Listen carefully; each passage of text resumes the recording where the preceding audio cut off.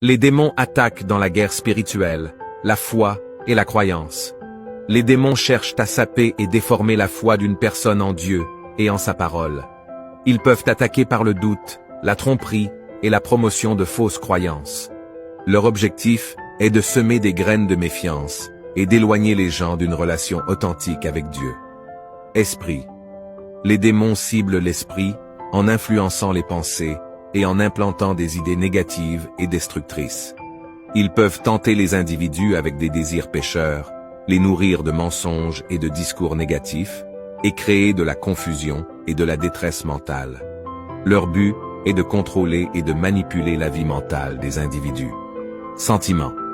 Les démons exploitent les émotions pour créer la tourmente, la peur, la colère, la dépression et d'autres émotions négatives.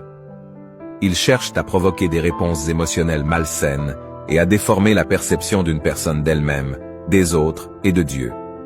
En manipulant les émotions, les démons essaient de perturber la paix et la stabilité.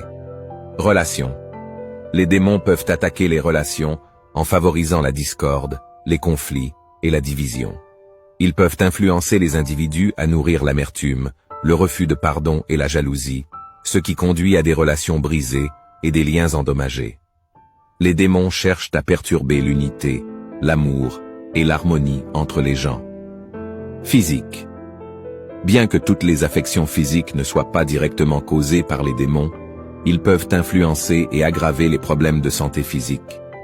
Les démons peuvent cibler les zones de faiblesse, infliger de la douleur, de la maladie et d'autres formes de souffrance physique. Ils cherchent à apporter la souffrance physique et à empêcher les individus de vivre dans la santé et l'intégrité.